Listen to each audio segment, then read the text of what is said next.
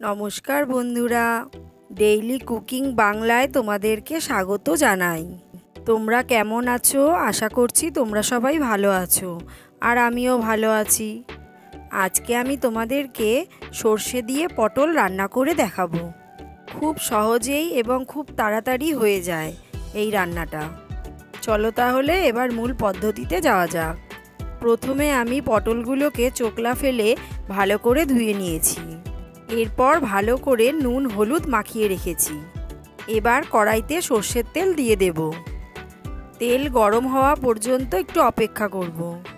বন্ধুরা, তোমাদের যদি ভালো লেগে থাকে তাহলে আমাকে ফলো করে আমার পাশে থেকো। তেল গরম হয়ে গেছে, এবার আমি পটলগুলোকে ভেজে নিচ্ছি। পটলগুলোকে একটু লাল করে ভেজে নেব। এটি একটি সম্পূর্ণ নিরামিষ রান্না। নিরামিষের দিনে এইভাবে সর্ষে পটল রান্না করলে খুব টেস্ট লাগে খেতে। পটলগুলো লাল করে ভাজা হয়ে গেছে। এবার ফোড়নে দিয়ে দেব কালো জিরে আর চেরা কাঁচা লঙ্কা।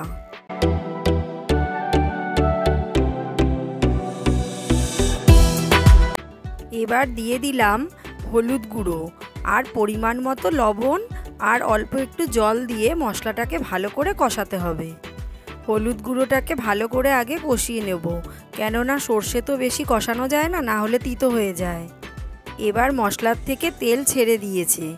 এখন দিয়ে দেব কালো সর্ষে আর কাঁচা লঙ্কা বাটা।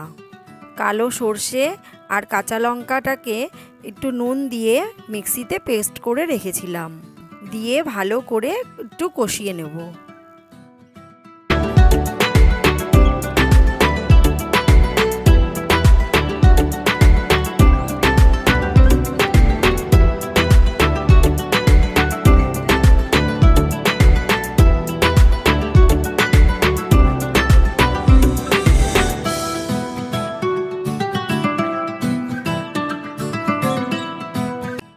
মশলাটা আমার কষানো হয়ে গেছে।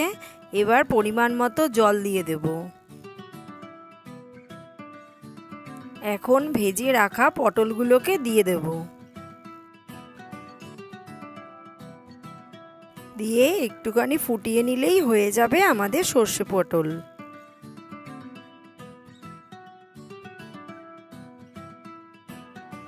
দেখো বন্ধুরা, কত সুন্দর গ্রেভিটা শুকিয়ে গেছে। এরকম গা মাখা মাখা হবে। সর্ষে পটল রান্না আমাদের সম্পূর্ণ কমপ্লিট।